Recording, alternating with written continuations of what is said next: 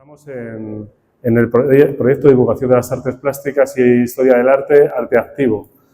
Hoy es la clausura del curso, por lo tanto, mañana no hay actividad. Hoy es una especie de bonus, porque en realidad el curso va de octubre a mayo. En junio ya hemos terminado, pero siempre, o cuando puedo, además este año que hubo una conferencia que no pude dar, porque la de Goya creo que fue por enfermedad. Sí, estuve pachucho ese día, bueno, sí, ya me acuerdo. Y bueno, pues tenemos hoy esta charla sobre, hemos dicho, sobre la belleza. ¿No? Bueno, la belleza y la fealdad, ¿no? ¿Qué? Reflexiones sobre la belleza, creo. Con lo cual puedo decir lo que me dé la gana, pero bueno, antes de eso, como siempre, bueno, pues comentaros que llevamos desde el 2010 con este proyecto, clausuramos hoy el 16º curso, esperemos estar el año que viene. En principio, el año que viene no tiene por qué haber cambios, espero que haya mejoras, pero que no haya cambios. Y nada más, los que estáis aquí, todo el mundo ha venido a estas sesiones, por lo menos una vez, ¿no? ¿Sí? Bueno.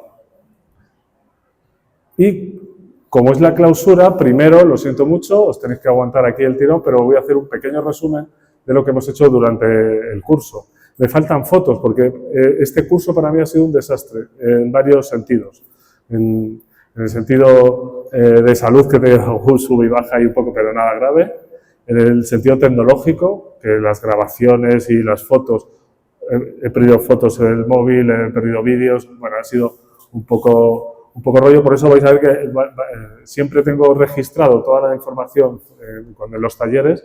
Y aquí, salvo en este taller, creo que el resto ha desaparecido, por más que lo busco. Pero bueno, empezamos Arte Activo allá por el mes de octubre, dentro del Festival Getafe Negro. Y lo veis ahí que está el logotipo por ahí. No sé si se ve en pantalla la flechita. No. ¿Sí? No. A ver, si hago esto.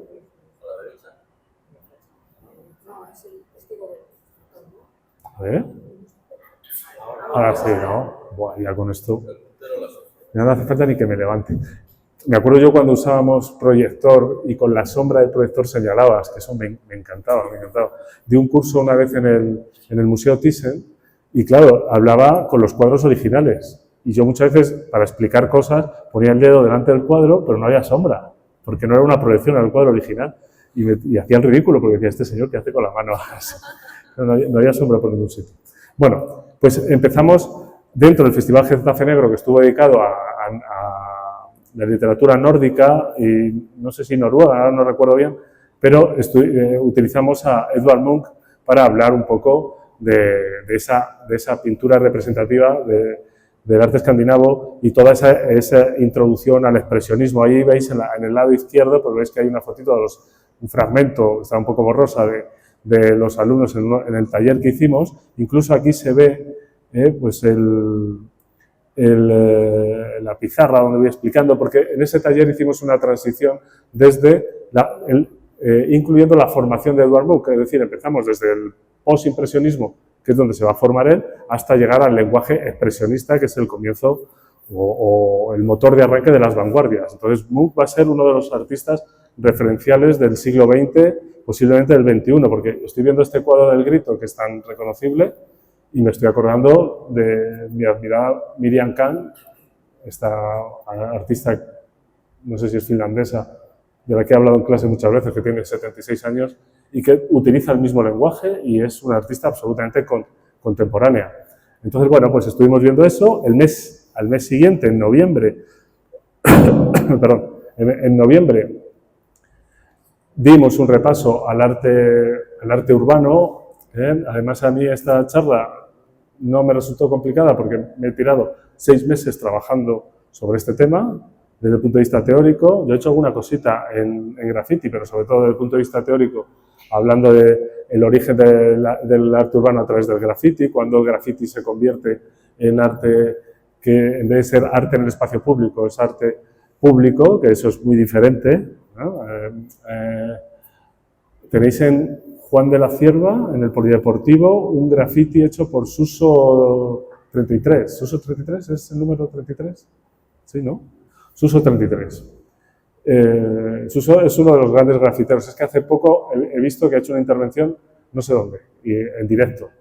Claro, eso ya no podíamos considerarlo arte en el espacio, arte urbano puro. Ya no es graffiti, porque no es clandestino, no es reivindicativo, etc. Es un arte subvencionado por las instituciones o por un privado. Cosa que entronca mucho con lo que está haciendo aquí Kit Haring, que está esa señora en el metro mirándola ahí de reojo como diciendo, ¿este señor qué está haciendo? Está dibujando un graffiti en el metro de Nueva York, allá por principios de los años 80, con una tiza blanca sobre las superficies negras de los paneles donde se ponían los carteles. Y entonces esto lo hacía sin pedir permiso. Y la gente que iba, y sabiendo que iba a tener una multitud de espectadores más que en un museo, que en una galería.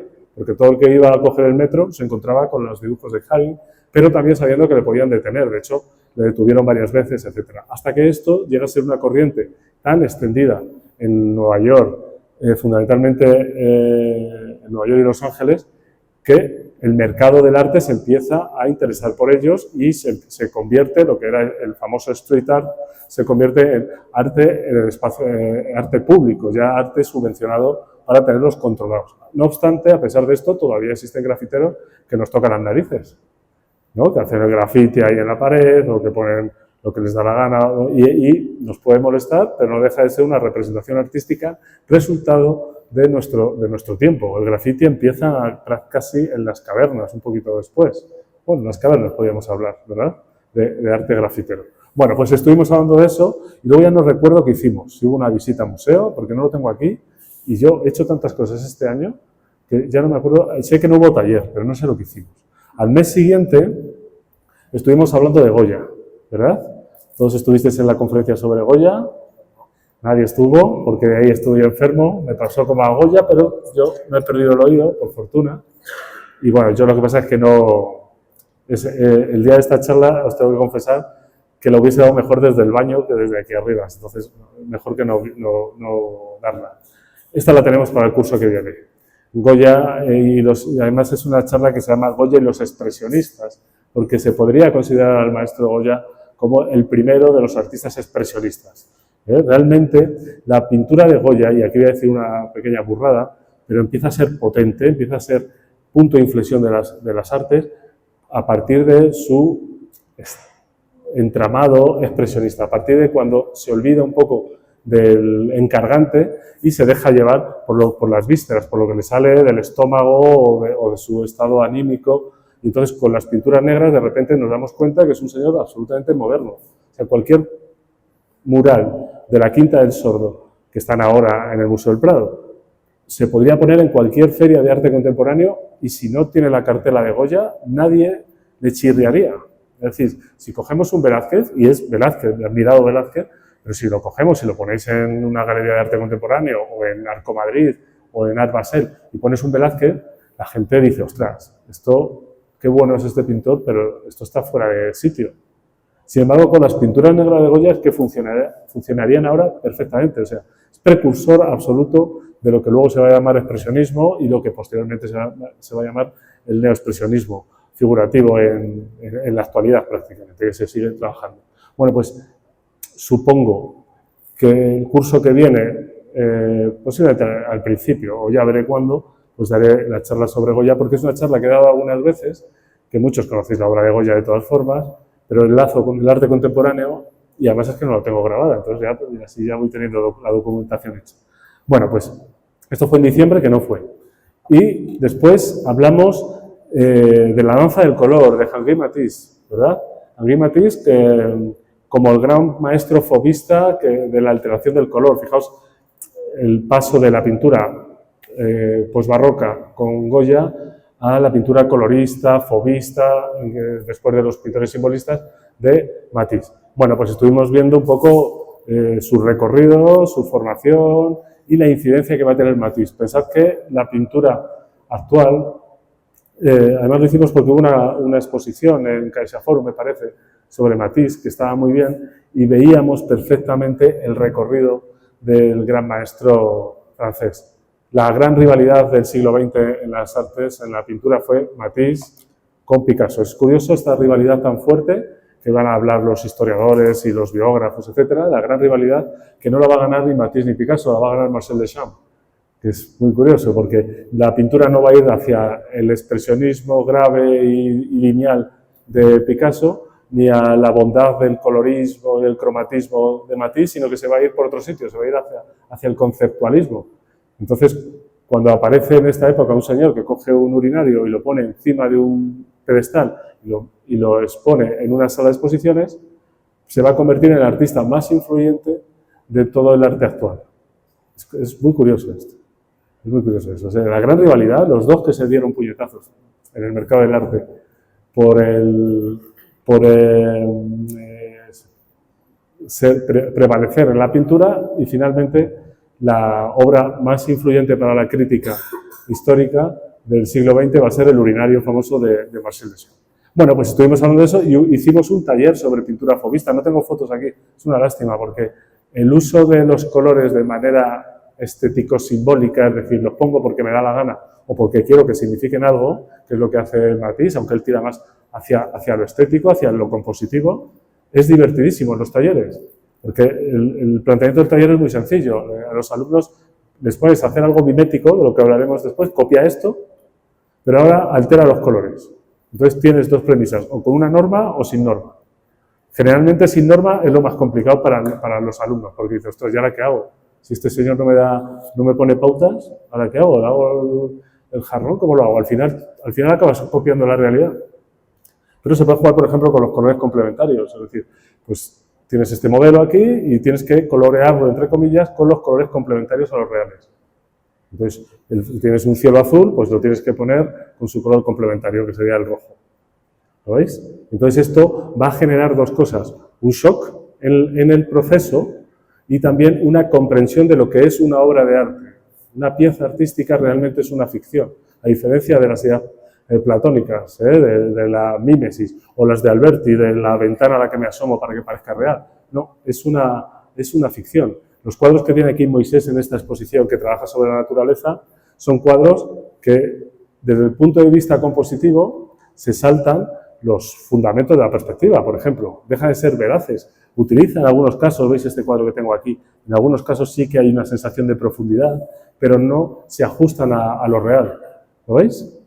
¿Y por qué hace esto? Porque podría coger un paisaje y decir, bueno, lo voy a hacer tal cual lo veo. ¿Pero por qué hace eso? Porque le quiere implementar una libertad. Es decir, quiere que el cuadro sea un ente propio, que hable de algo que le interesa al artista y que le puede interesar al espectador, pero lo que ocurra puede o no seguir las normas de la naturaleza. ¿Lo veis? Bueno, pues con Matisse, que es uno de los donde se va a ver claramente, no hay nada más que ver este cuadro, que es una maravilla de la danza, donde hay una parte anatómica, casi griega, y hay una parte de tinta plana, casi pop, sin haber aparecido el pop, lo digo como referencia, ¿verdad? Esta especie de tabicar, como hacía Gauguin, el cuadro en colores prácticamente del arco cromático principal, y que haya frontera entre un color y otro sin que haya degradados. Lo vais viendo, ¿no? Entonces, la acción de llevar eso a cabo es muy importante para el artista que se está formando. Y aunque no se esté formando, simplemente como experiencia. Porque te da una libertad, al principio lo sufres, porque dices, pero qué tontería estoy haciendo, esto pasa mucho. Cuando se está aprendiendo a pintar y tal, y dices, pero esta tontería que me está diciendo el profesor, esto, si es que es aparentemente tan sencillo que me cuesta mucho, ¿lo veis?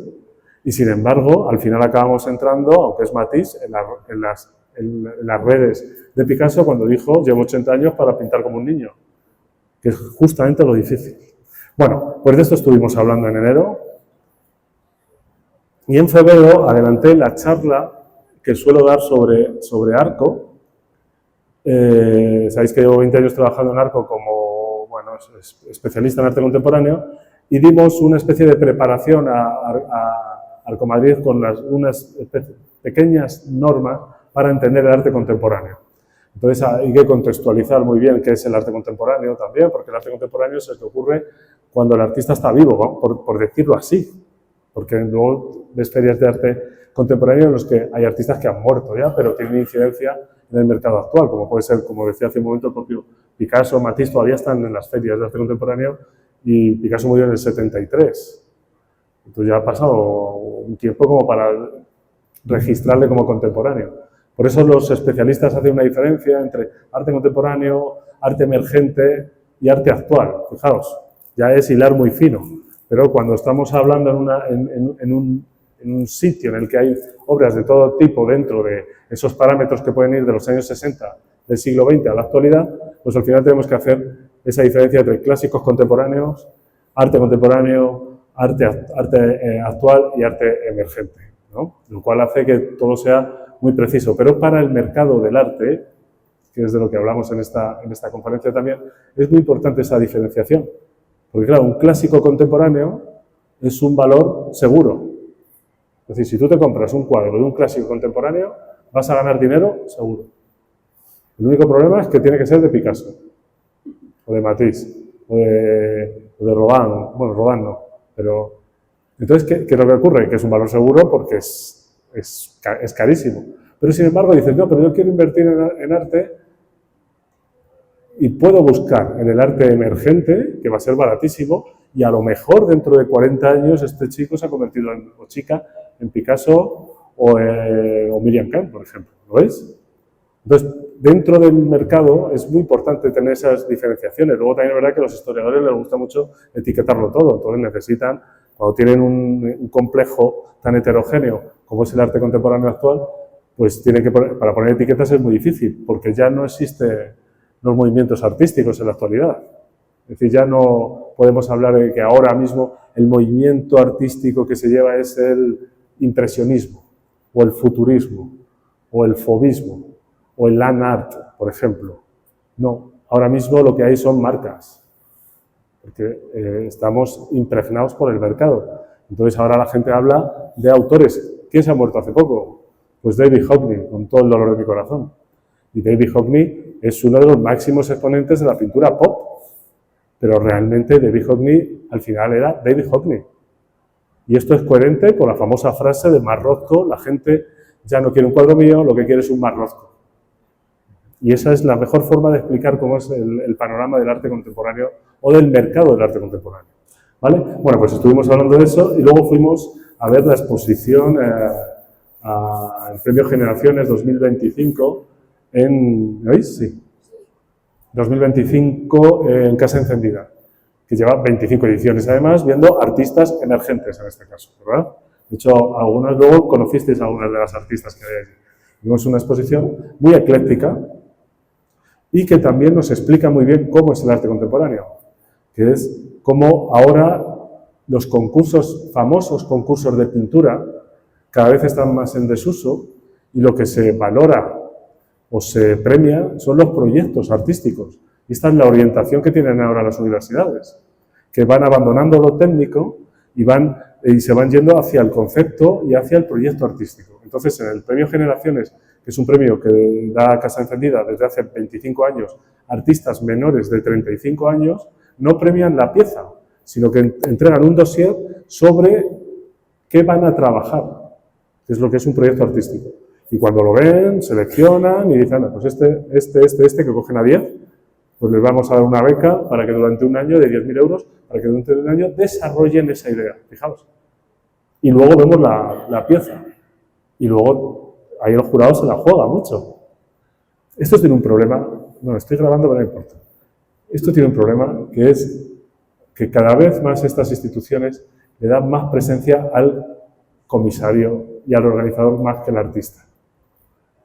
Porque claro, el artista tiene que desarrollar, pero el que desarrolla el artista una obra. Pero el comisario va a decir, pues voy a coger a este, en un proyecto que todos ellos tengan un nexo más o menos que tenían que es lo que están haciendo en los últimos años, común. Y si funciona, no voy a decir es obra de fulano, de mengano, sino hemos hecho entre todos o nosotros, el comisariado de la exposición ha buscado este tipo de elementos para que queden fantásticos. Y esto es el principal problema que tiene el arte contemporáneo desde el punto de vista del artista, lo estoy diciendo ahora. Desde el punto de vista del teórico, ahora está en el mejor sitio que puede estar. Porque como el arte contemporáneo se ha convertido cada vez más en filosofía, y bendita filosofía, pues claro, los teóricos tienen mucha presencia. Siempre lo han tenido, pero ahora mucho más. ¿Vale? Me estoy enrollando con cosas que no sé si os interesan. Es que a mí me interesa. Y como hoy es la clausura... Bueno, sigo. Fuimos a Casa Encendida, vimos una jaula con un pajarito que se desafía, hecho de forma orgánica por el artista, con sus propios fluidos. Una cosa fantástica. Bueno, y nos saltamos marzo porque no hubo posibilidad de sala. En marzo me paso al mes de abril y aquí estuvimos hablando del arte secuencial. No sé si alguien vino a esta charla. ¿Sí? ¿Y qué tal? Estuvo bien, ¿no? Bueno, ¿también estuviste? Sí. ¿Me visteis aquí en la pantalla? En la pantalla sí. Sí, es que nunca fallo, pues este curso falló 2 veces porque este día estaban operando a mi padre de la rodilla justo a la hora de la conferencia, entonces lo que hice fue grabarla por la mañana y ponerla por la tarde, entonces se puede hacer un poco más pesado, no sé qué tal, ¿no? ¿Tú también estuviste? Te pones más profundo porque además no tienes interacción, estás mirando una cámara, entonces ya se te puede ir la pinza más, pero bueno. El caso es que estuvimos hablando, como pone ahí, arte secuencial, imágenes que se convierten en historias. Bueno, se hizo un recorrido sobre esa cinética que puede tener el arte, que a veces puede ser en una pieza, como puede pasar con Edward Hopper, ¿no? Que sus cuadros invitan a generar una historia, o a veces artistas que ya trabajan sobre lo cinético, como puede ser pues Velázquez en las hilanderas cuando le hace mover las manos, así, y luego ya está la narración gráfica propiamente dicha. Y lógicamente en este punto sí que tengo que recordar a Marjane Satrapi, que falleció con 56 años hace 3 semanas, la autora de Persépolis, posiblemente la narración gráfica más importante desde que tenemos uso de razón en narración gráfica. A lo mejor me estoy exagerando porque luego cada uno tendrá sus gustos. Otros dirán, no, pues a mí me gusta más Maus, pues a mí me gusta más El Príncipe Valiente. Bueno, eso ya va por gustos, pero es verdad que Satrapi va a conseguir denunciar una situación con un lenguaje absolutamente claro. En una novela, Persépolis, que por favor os invito a que leáis este verano, sin ningún problema. Alguien me ha dicho que hay una película, sí, hay una película. Primero leéis el libro, luego veis la película. Es cómic, y merece muchísimo la pena. Y ya cuando terminéis ese, pues ya cogéis y os leéis Maus de Spielman y después de eso, lo que más me gusta son los monstruos de Emil Ferris y ahora podría seguir hablando. Y después de estar leyendo narración gráfica, si ya queréis acabar en la cúspide de la narración gráfica, os leéis El garaje hermético de Jean Giraud, de Moebius, y eso es, de ahí ya no hay nada después. Ese es el sumo, ¿vale? Esto es absolutamente tendencioso lo que estoy diciendo, subjetivo, es el autor que más me gusta a mí, y lo he vuelto a releer ahora, porque han editado, no sé si es Astiberri, todo el garaje hermético completo, y es maravilloso, desde el punto de vista del dibujo, desde el punto de vista de la narrativa, de la síntesis, del horror vacui, de todo, es que está todo ahí puesto, pero leos Persépolis, y no es que no tiene nada que ver. Bueno, entonces, dicho eso, luego dimos un taller que no tengo fotos aquí, yo no sé por qué, porque yo creo que hice, que se llamó Dibujos y Cuentos, que ¿alguien estuvo? Bueno, sí, estuviste por aquí, José también. Maravilloso, porque hubo una niña de 9 años, estos talleres están enfocados a mayores de 15 años, igual que las charlas. Por eso cuando viene alguno más joven, o pobrecito, pero vino una niña de 9 años y le decía a su madre, pero esto, cuando le dijo, ¿cuánto queda? Y dice, 15 minutos. Y dice, ya estamos acabando, estaba encantado. Pero es que los mayores también estaban encantados porque estábamos haciendo algo que era tan divertido como generar sobre guiones mínimos historias. Y entonces llega un momento que o la haces o la haces. Es decir, tienes que meter la pata con la perspectiva y tal porque lo que estás haciendo es comunicarte con una narración gráfica. Bueno, ese taller fue muy chulo. Habrá que repetirlo en más ocasiones. Y el mes pasado, en mayo, pues la charla se llamó Recién Pintado.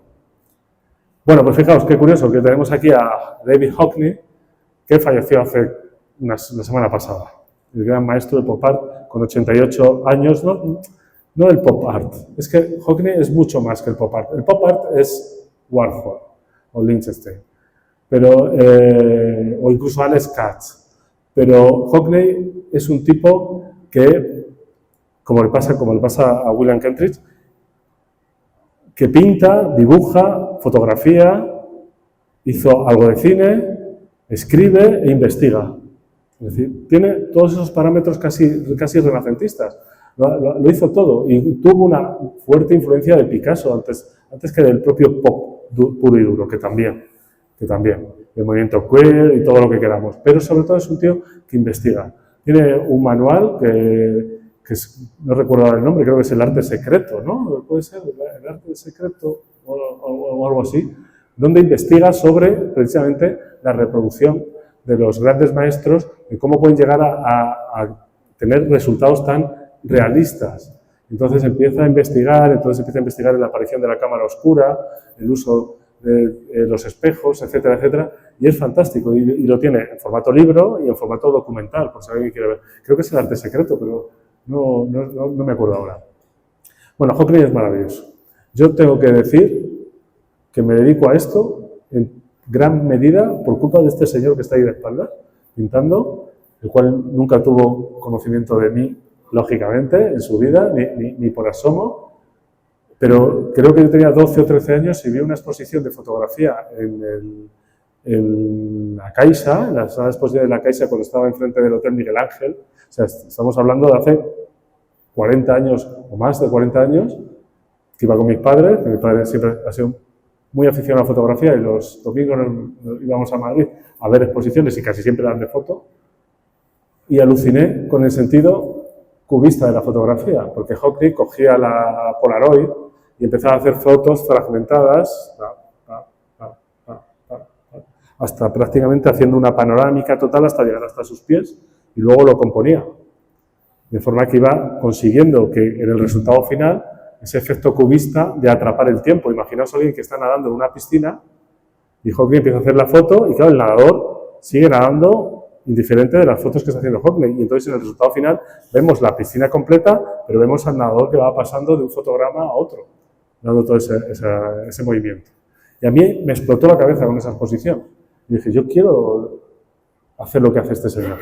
Por supuesto, no llegué ni a la mitad de la mitad de la mitad. Pero es verdad que por culpa de Hockney, por eso me dio un poco de pena cuando me enteré de la muerte, aunque ya había visto imágenes antes y, bueno, pues estaba mayor, tenía 88 años, pero parecía que tenía 108, ¿eh? Y estaba pintando, y pintando con eficacia, por cierto, porque vi un vídeo, no sé si lo habéis visto, pero un vídeo suyo de 2 semanas antes de fallecer, pintando en natural un retrato de un amigo y con una precisión, con el pulso tembloroso y tal, pero cada pincelada en su sitio. O sea, maravilloso. Y es otro de los herederos también del fauvismo de Matisse, es decir, del uso del color desde el punto de vista de lo simbólico.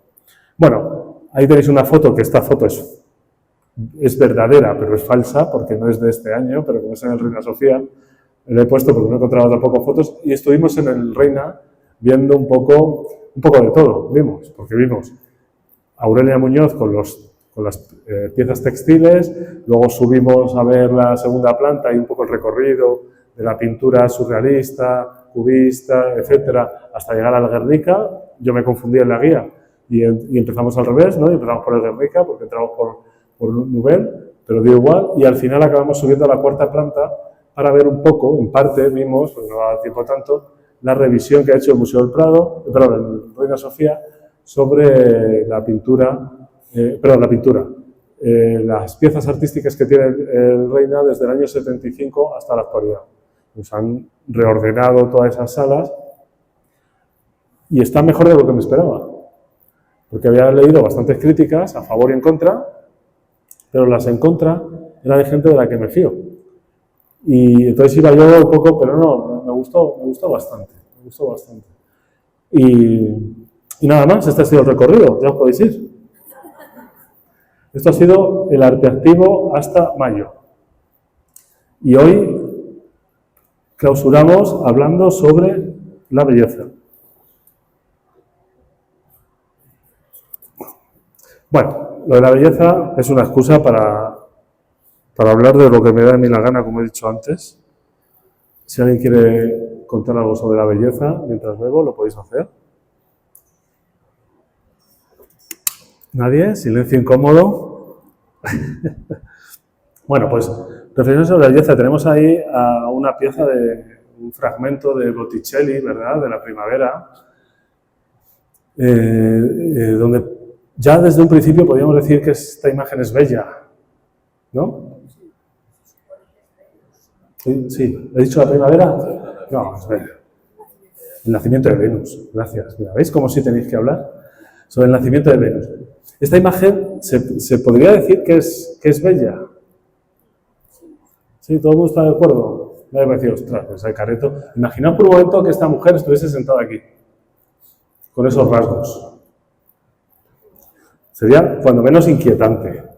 Daría un poco de miedo, porque hay una serie de desproporciones en el rostro, porque está tan idealizada que es extraña, pero simboliza muy bien lo que nosotros podemos comprender como algo bello. Porque su mirada, fijaos que esa mirada es un poco estrábica, no mira a un sitio concreto, es una mirada hacia el horizonte ausente, lo cual genera una melancolía o una sensación de abstracción, no nos está mirando a nosotros, no sentimos que nos vigila, mira hacia el frente, pero no nos mira a un sitio concreto, lo cual hace que el misterio sea más profundo y eso contribuye al enigma. Vemos la pericia del artista a la hora de tratar los labios y las mejillas, los pómulos, etcétera, la suavidad, este efecto casi marmóleo, casi escultórico, donde me cuesta saber si el color de la piel es realmente real o realmente es una policromía de la Grecia clásica, ¿lo veis? Y sobre todo, algo maravilloso que tiene este fragmento, ese es el contraposto tan bestia que tiene entre la cabeza y el cuello. Imaginaos que ahora hubiera alguien aquí colocado con esa postura, pues posiblemente nos íbamos a urgencias rápidamente porque hay una luxación absoluta. Pero combina también esa dulzura del cuello, de la mandíbula, con las ondas del pelo, con el arqueamiento de las cejas. Hay tanta armonía que nos cuesta decir, es extraño, es extraterrestre, no, es bello. ¿Por qué? Porque se acerca mucho al concepto que puedo tener yo de algo bello, de algo agradable. Con lo cual estamos viendo que los conceptos de la Grecia clásica, arcaica, clásica y helenística van a influenciar mucho en cómo vamos a reconocer la belleza. Yo, por ejemplo, y esto ya sí que, no iba a hacerlo, pero ya sí que es un ataque de ego brutal. Yo tengo un cuadro mío, nunca hago estas cosas, pero como hoy es el último día, este cuadro está expuesto en la exposición que os invito a ver en el nuevo Teatro de la Calle de Madrid, el Centro Europeo de Formación en Arte Dramático y Vanguardias Audiovisuales, que es con el nombre que le han puesto al centro. La exposición está abierta desde hace 2 semanas hasta el 31 de julio. Podéis ir de lunes a viernes y los sábados también y el domingo por la mañana. Es una exposición colectiva de la carpa y tenemos varias piezas, por ejemplo, Carlos también tiene otra pieza, que conste. Pero le he puesto aquí aposta totalmente para hacer publicidad de lo que hago yo, porque esto es lo último que he hecho, porque no iba ni siquiera ni a cliente ni a exposición, esto iba al salón de mi casa.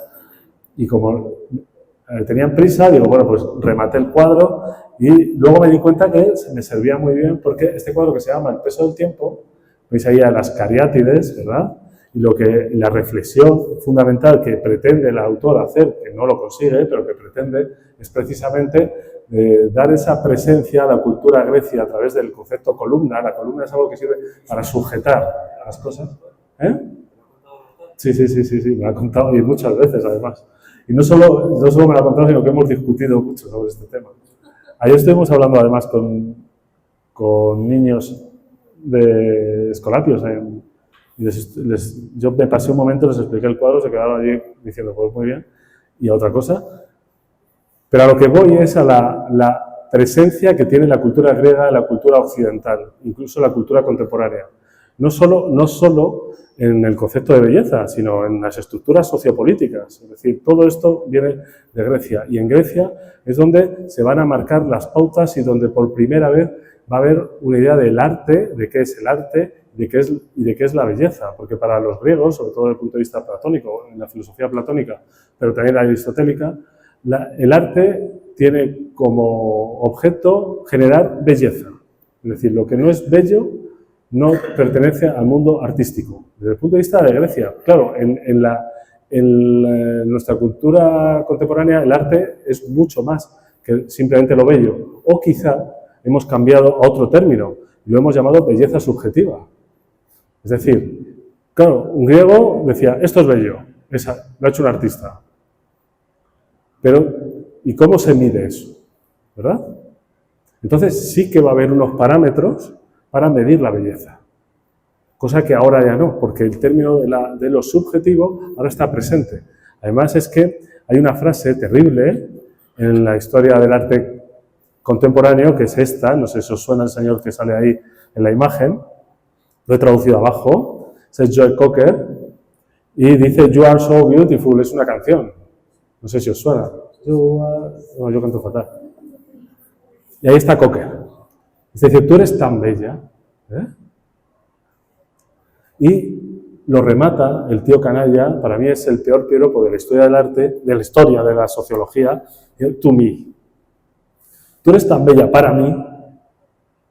Y esto es precisamente la belleza subjetiva, porque a lo mejor esa novia que tiene Joe Cocker, no, para el resto de la humanidad es un cardo borriquero.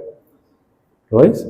Él acaba diciendo to me, lo cual es un ejercicio de condescendencia horroroso. O sea, si a ti te gusta una tía o un tío, pues es el más bello, la más bella del mundo. ¿No? ¿Qué es esto del to me? Yo cuando veía lo del to me, lo escuchaba la canción y me ponía enfermo. Digo, vaya palo que le acabas de dar a tu novia o a tu novio diciendo que para ti, claro, por supuesto, para los demás, pues tú sabes lo que piensas, ¿no?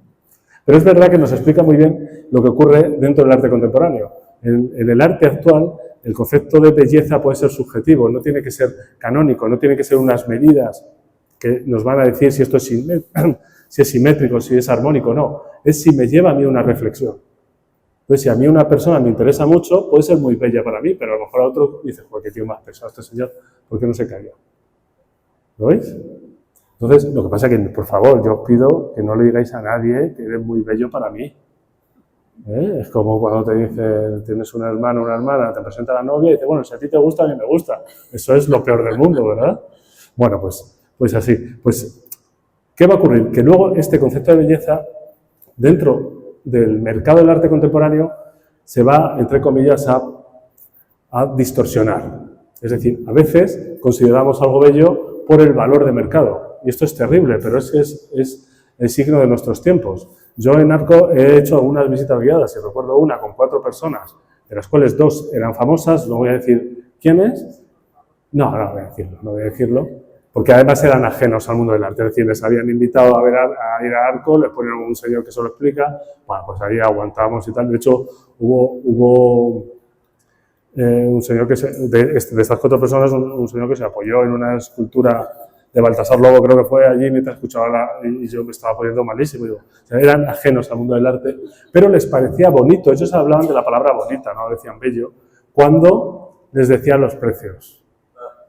Entonces, viendo una pieza de Secundino Hernández, que Secundino Hernández trabaja sobre un expresionismo abstracto, y además en la primera época pues era más sintético, es decir, había pequeñas manchas salteadas de colores y poco más, ahora se ha convertido un poco más barroco, de formato grande, y entonces yo les explicaba quién era Secundino, etcétera, etcétera, el cuadro, y lo miraban como el que ve pasar, como las vacas ven a los trenes, una cosa así.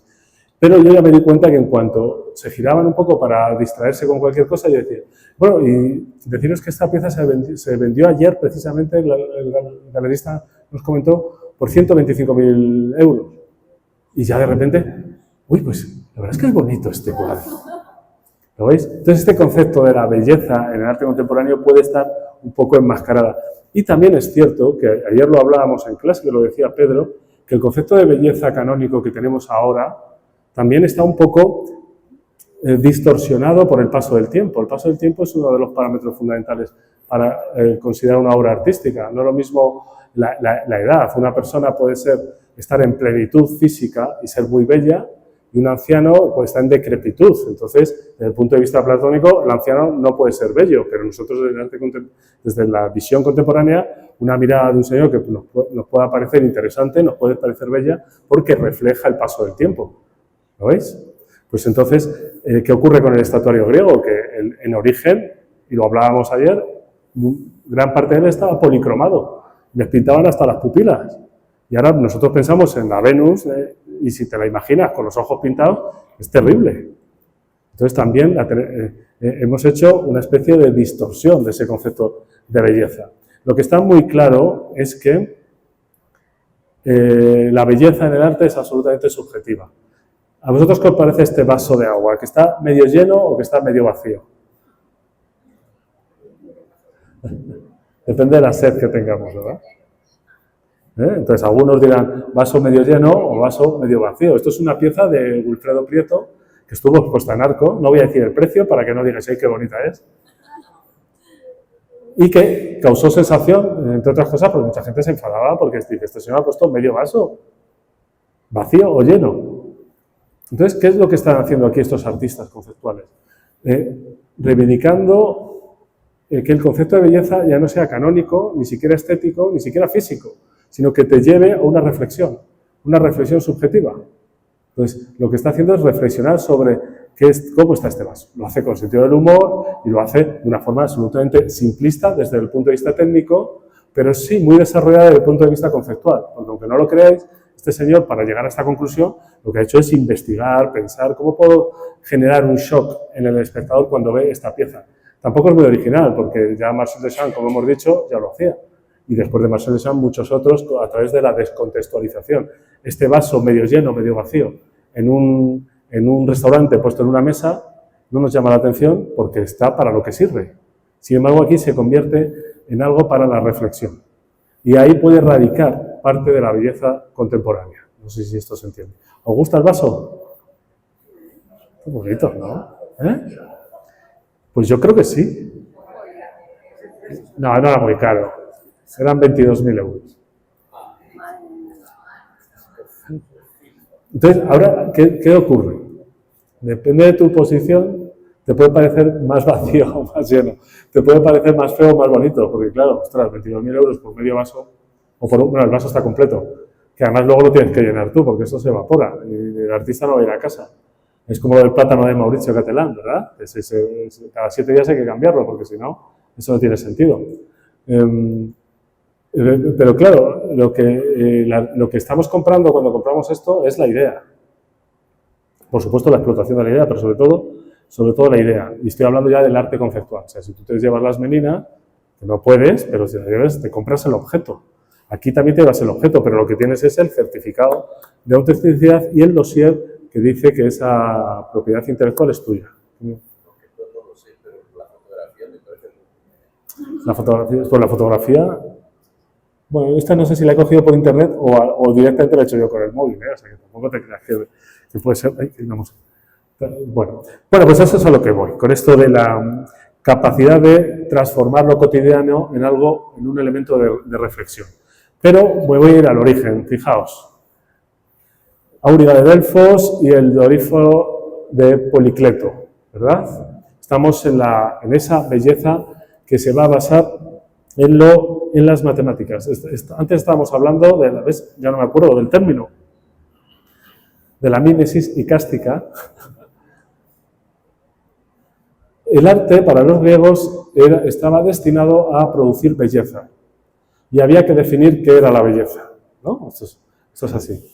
Entonces, ¿qué pasaba? Que Platón, que en sus inicios fue artista, lo he revisado, sí, no fue artista profesional, pero sí que escribió poesía, luego algo de teatro, estuvo ahí y al final derivó hacia la filosofía. Entonces él tenía ahí un poco un resquemor allí, no sabía un poco cómo enfrentarse al tema de los artistas. De hecho, él considera que el artista que reproduce la naturaleza, esto que llamamos mímesis, que es la reproducción de la naturaleza, si lo hace de forma absolutamente fiel, que esto es la mímesis icástica, lo que está haciendo es un trabajo inútil, no sirve para nada, no aporta nada. De hecho, él ahí piensa, a los artistas hay que echarle del mundo de las ideas.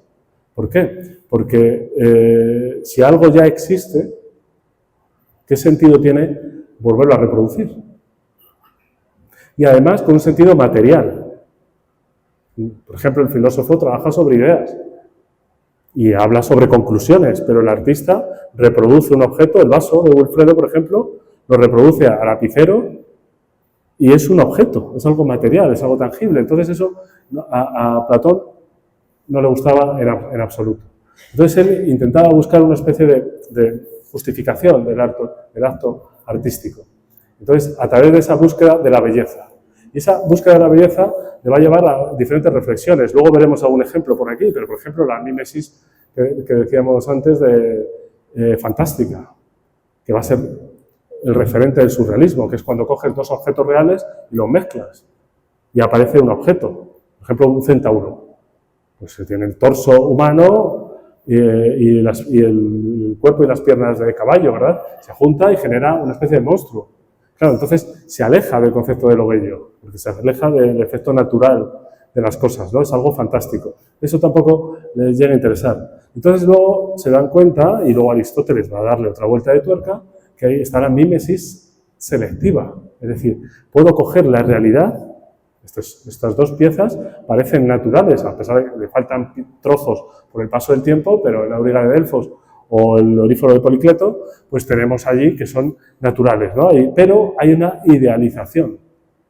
¿Y dónde está esa idealización? Pues a través de las matemáticas en este caso. Pues los conceptos de Pitágoras, por ejemplo, fue uno de los más influyentes en este sentido, como buscaron una norma que resumiera el caos de la naturaleza. Y entonces, a través de la medida, en este caso el canon, pues se va a conseguir una referencia. Aquí, por ejemplo, hay 7 cabezas para hacer el cuerpo completo y perfecto que hizo Policleto. ¿Lo veis? Entonces, claro, si yo ya tengo una medida, ya puedo saber si esto es bello. Si en vez de 7 cabezas tuviese 15, pues diría, es un monstruo. ¿Lo veis? Entonces, ese fundamento va a llevar sobre todo a ese término de idealizar. Entonces, vamos a tener referentes como esta representación que tenemos aquí de Zeuxis eligiendo una modelo. Zeuxis era uno de los pintores más importantes, junto con Parrasio, con Apeles, de la Grecia clásica. Ya he hablado muchas veces de Zeuxis, por ejemplo, cuando hablamos de Rembrandt, ¿no? De cómo muere Zeuxis, ¿verdad? Del famoso ataque de risa, o de la competencia Zeuxis y Parrasio con las uvas, y de que engañan a los pájaros, y Parrasio engaña a Zeuxis porque pinta una cortina y se cree que es el cuadro. Bueno, este tipo de anécdotas que cuenta Plinio en la historia natural. Pero aquí a Zeuxis le encargan una representación de Helena de Troya y no sabe cómo hacerla, porque dice, tiene que ser una mujer muy bella. No la conocimos, pero tiene que ser guapísima. Entonces, ¿qué es lo que hizo? Pues hizo un casting, llevaron un montón de chicas jóvenes, de las cuales se eligió a 5, y de las 5 fue seleccionando partes de los cuerpos para generar un elemento final. De forma que, ¿qué es lo que está haciendo aquí? Pues desarrollando una pieza que podía ser mimética de la naturaleza, pero está idealizada. No existía ninguna mujer como la que hizo Zeuxis en ese cuadro. Lo que existía era una persona que resumía esos ideales canónicos, esos ideales de belleza.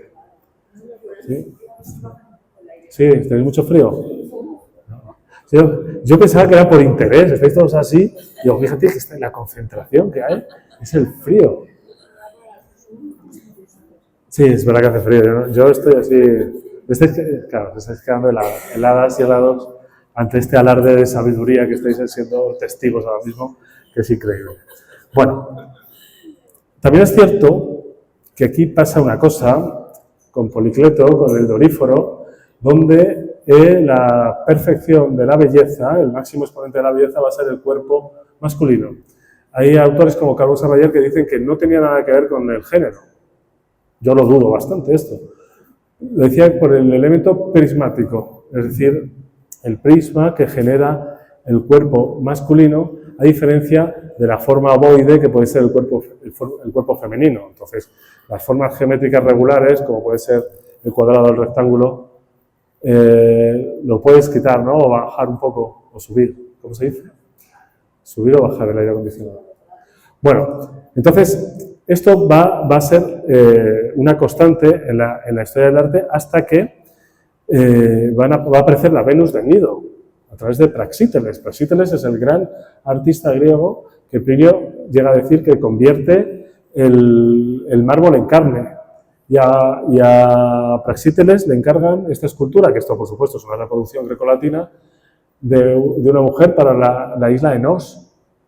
Y Praxíteles, que tiene una novia que se llama Finé, pues lo que hace es utilizarla de modelo, igual que Zeuxis utilizó a 5, pues a él no hacía como Joe Cooker, que decía, qué bella eres para mí, no, para él, su novia Finé era la más bella y la usó de modelo para una escultura. Es un tío como debe ser, Praxíteles. Uy, esto ya es... Y además se oye mejor, ¿verdad? Sí. Bueno, pues, gracias. Y entonces coge a Finé y genera un desnudo de mujer. Y esto en la Grecia de aquel momento es hasta incómodo, porque la perfección era el desnudo masculino, ya sea por el prisma o por el pene, me da lo mismo, pero era el masculino. Entonces, a los clientes de la isla de Nos, cuando vieron el desnudo de la Venus que había hecho, se negaron a pagarle, le pidieron otra, no la querían, pero la obra ya estaba acabada. Entonces, al lado, la isla de Nido, que estaban al lado, dijeron, bueno, espera, trae, que nosotros nos la quedamos. Y la pusieron allí en la isla y todos los barcos comerciantes que pasaban por la zona hacían una curvita para pasarle a ver las curvas de Finés representada como Venus de Nido. De forma que se genera en ese momento una idealización de la belleza femenina. Algunos autores incluso dicen que es el comienzo del arte erótico. Bueno, esto siempre estamos vinculando lo erótico al mundo femenino, porque es un poco tendencioso. Pero sí que es verdad que a partir de ese momento se genera algo muy importante en la belleza, que es el reverso de la belleza. Es decir, hay una figura que es el hombre, la figura masculina, que es, como digo, prismática, que es cerrada, que es lineal, y luego está la figura femenina, que es curva, que es musical, como dicen algunos autores, que es abierta. Entonces, estos dos elementos van a convivir durante un tiempo, pero no va a ser hasta el siglo XVI cuando realmente el cuerpo de la mujer va a ser el canon más utilizado como elemento de belleza, a partir del XVI. Siempre va a ser la figura del hombre, y bueno, como además el concepto de belleza en la época medieval desaparece como tal, salvo que tenga un objetivo místico y que sea eficaz, pues entonces va a ser así. Pero va a ser con Praxíteles cuando por primera vez van a aparecer esas formas. Pero también va a ocurrir otra cosa muy curiosa. ¿Qué es esto? Os sonará, ¿no? El Laoconte, ¿verdad? El grupo de Laoconte, que creo que se descubre en, creo recordar, 1560 o algo así, en Roma, aparece en una ruina esta pieza, y estamos hablando en la época en la que Leon Battista Alberti empieza a retomar todas las ideas aristotélicas de la veracidad, esto a ver si me acuerdo de contarlo ahora, del arte, que es la diferencia con Platón. Platón dice que el arte no puede servir demasiado porque es mimético y como mucho puedes idealizar las formas para representar la verdad, pero luego Aristóteles se da cuenta que la verdad es un objeto de los científicos, la verdad objetiva, o de los historiadores incluso. Pueden decir las cosas porque saben, porque tienen, lo han documentado. Sin embargo, los artistas no trabajan en el terreno de la verdad, trabajan en el terreno de la veracidad. Es decir, Helena de Troya no sabíamos cómo era, pero por las leyendas que tenía, por su relación con París, todo esto, tenía que ser alguien bella, tenía que ser guapa. Entonces el artista la va a convertir en guapa porque debe ser guapa, pero no porque haya documentos que nos digan que es de verdad guapa. No sé si se entiende esto. Entonces el artista, a través de esa transformación, lo que va a hacer desde el punto de vista aristotélico, y me parece muy eficaz eso, es trabajar sobre la veracidad. Cosa que posteriormente esto va a explotar por los aires con el punto de vista subjetivo.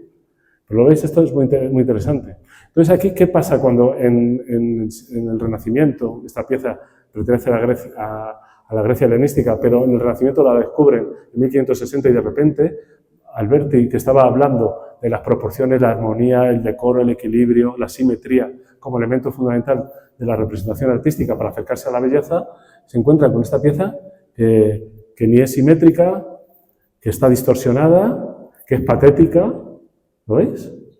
Y sin embargo es atrayente. Si yo digo, esto es una forma de belleza, realmente. Porque claro, aquí tenemos a Laoconte que está atacado a él y a sus hijos por unas serpientes, cuando precisamente Helena de Troya se entera de que Laoconte está dudando de si realmente el regalo que nos van a hacer los griegos con el caballito es un regalo envenenado. Entonces, para que no lo vaya chivando, le suelta una serpiente para que se le cargue y se representa esta idea. Claro, esto nadie lo vio en su momento y se va a reproducir de una forma idealizada, pero generando la veracidad del dolor de que te estén comiendo las serpientes, a ti y a tus hijos. ¿Lo veis? Y además, con una cosa que va más allá, que esto es muy interesante, que se saltan los cánones clásicos de 7 o 7 cabezas y media, porque necesito distorsionar. Aparece el patos, aparece el hombre patético. Ya no es un dios, que está en equilibrio, que está simétrico, que tiene como mucho una curva prasiteliana para respirar, como le pasa a la Venus que hemos visto de Botticelli, sino que ahora hay una contorsión, hay dolor. ¿Lo veis? Y era algo que no se atribuía al concepto de belleza ni a las artes, porque el dolor es algo negativo. Sin embargo, nosotros, si ahora queremos discutir si esto es bello, ¿nos parece bello? A mí me parece de una belleza supina, por decirlo así. ¿Vale? ¿Lo veis? Claro, entonces entramos en ese terreno de cómo el concepto de belleza, cuando deja de ser canónico, empieza a adaptarse a su tiempo. Y van a ocurrir elementos de belleza máxima, como esta pieza que tenemos aquí de St. Taylor Booth. No sé si conocéis el modelo, que es la belleza absoluta, ¿no? No vamos a abrir debate ahora con esto, porque el otro día en una clase se abrió debate y al final todo el mundo estaba de acuerdo, no había debate realmente. Pero ¿qué hace este artista? Graba en formato vídeo 8 horas de David Beckham durmiendo. Es así. Yo he visto 5 minutos de vídeo. Bueno, realmente no, he visto 30 segundos. El tío ni ronca. Es que hasta duerme bien. Entonces, claro, 8 horas el tío allí, la cámara puesta, durmiendo. Entonces, pero nosotros comprendemos que es un exponente de la belleza contemporánea, por lo que sea, por la simetría de la cara, por lo que representa desde el punto de vista comercial. No sabemos por qué, o sí se puede analizar por qué. Pero sí que ya no es Laocoonte, no está sufriendo, ¿verdad? Esto Warhol lo sabía muy bien. Y Warhol, cuando empieza a trabajar sobre la iconografía contemporánea, pues va a utilizar también tótems, como es Marilyn Monroe, ¿verdad? Otro ejemplo de belleza absoluta. Y la va a utilizar con el lenguaje de la época. Es decir, aquí teníamos el vídeo y aquí tenemos el mármol. Es decir, los artistas realmente lo único que han cambiado es la técnica y lo que están es adaptando ese concepto de la belleza para que sus contemporáneos comprendan de lo que está hablando, ¿verdad? Sin embargo, en el eclecticismo del arte contemporáneo lo vamos a encontrar a otros artistas que van a trabajar sobre otro tipo de belleza, ¿verdad? Entonces tenemos estos fotogramas, se ve bien más o menos, ¿no?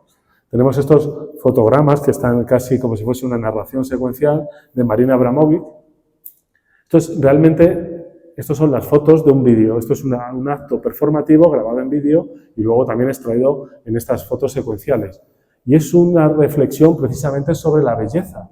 Porque sabéis que hay un dicho que dice que la belleza está en el interior, ¿no? Pero si hablamos de la belleza canónica, realmente está en el exterior. Pero si ya hablamos de la veracidad, como dice Aristóteles, la belleza está en buscar la pureza interior de lo representado para que no sea igual que lo material.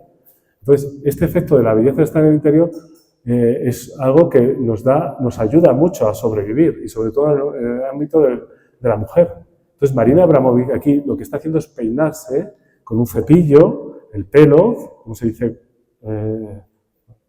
Cepillarse el pelo, sí, cepillándose el pelo para estar más bella, para estar más guapa, pero lo está haciendo con un cepillo que es de clavos. Entonces, ella en el vídeo empieza a peinarse cada vez con más intensidad, porque quiere ser lo más bella posible, quiere que su belleza exterior sea canónica en función de los parámetros contemporáneos, pero lo que le va a ocurrir es que va a empezar a sangrar porque se va a empezar a dañar la cabeza. Claro, entonces, ¿aquí dónde está el efecto de belleza? Pues desde luego belleza canónica no, pero lo que está buscando es la reflexión sobre hasta qué punto tenemos que mostrarnos de una forma concreta para querer ser bellos. ¿Lo veis?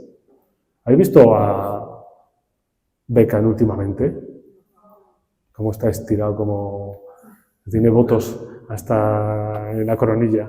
Es decir, ese sacrificio, sobre todo el mundo femenino lo va a tener, y si no, recordad la frase antigua de el hombre y el oso, cuanto más feo, más hermoso, que es horroroso. Hoy estoy con frases horribles, horribles. Pero claro, ¿qué hacía? Liberar de esta esclavitud al mundo masculino. Decía, no, yo cuanto más rudo, o sea, no me voy a cuidar porque esto es lo que le gusta a las mujeres. Y las mujeres, sin embargo, se tienen que cepillar hasta sangrar. Bueno, pues de esto está hablando Marina Abramovic, y aquí le da una vuelta de tuerca fantástica, cuando dice, el arte debe ser bello, los artistas deben ser bellos. Y se nos presenta en esta escabechina absoluta. ¿Lo veis?